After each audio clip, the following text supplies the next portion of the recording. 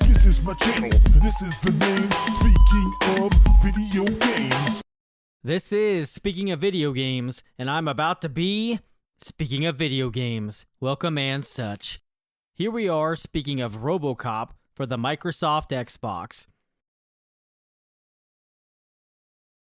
Will you look at this game and think, I'd buy that for $1?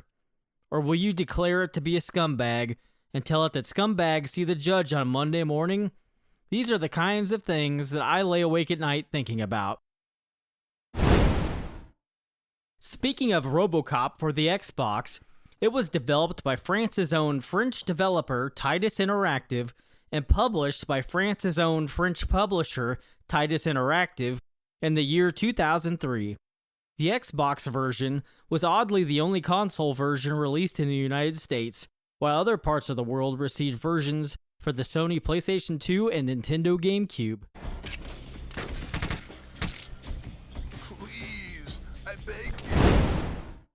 Titus Interactive, as a publisher, is known in my heart of hearts for publishing well-known Turdfire Superman, The New Superman Adventures for the Nintendo 64. Titus Interactive, as a developer, is known in my heart of hearts for developing Hidden Gem and/or well-known Turdfire Superman, The New Superman Adventures for the Nintendo 64. For RoboCop on the Microsoft Xbox, are we experiencing a hidden gem and/or well-known dumpster full of turds that has caught on fire right here? That answer, folks, is that it depends on who you ask, but contractually, I also have to say, boy howdy.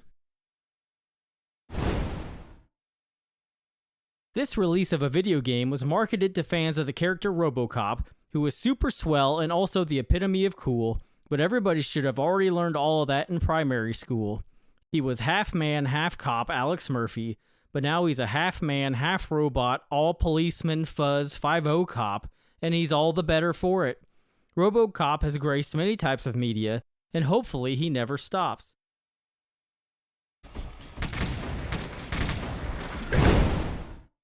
There seems to be a plot in this game, but I'm not really sure what for. Let me be RoboCop in a video game. That's all the plot that I need. Thank you, Titus Interactive, for letting me do this. Oh yeah, I almost forgot. Be careful out there. Things are getting hot. Gameplay-wise, we're dealing with a first-person shooter, and it has controls that feel surprisingly modern. The enemies are mostly wrongdoer/evildoer type people, but not exclusively.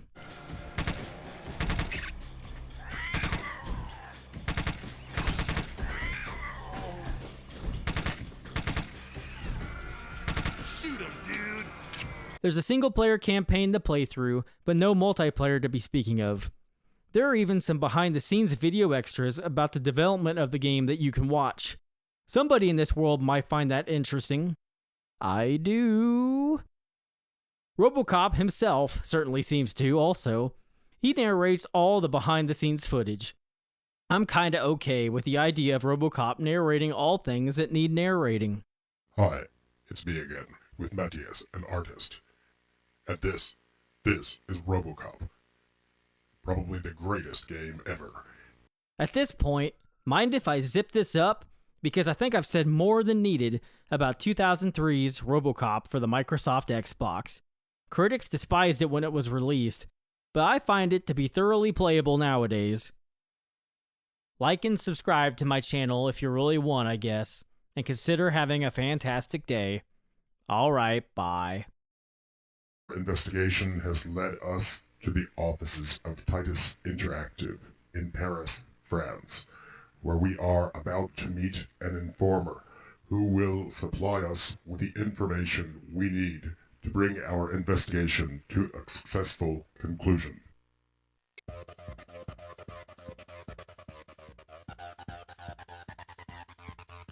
Our man inside stated that he can lead us to the people responsible for the creation of the game RoboCop. But first, he needs a cup of coffee.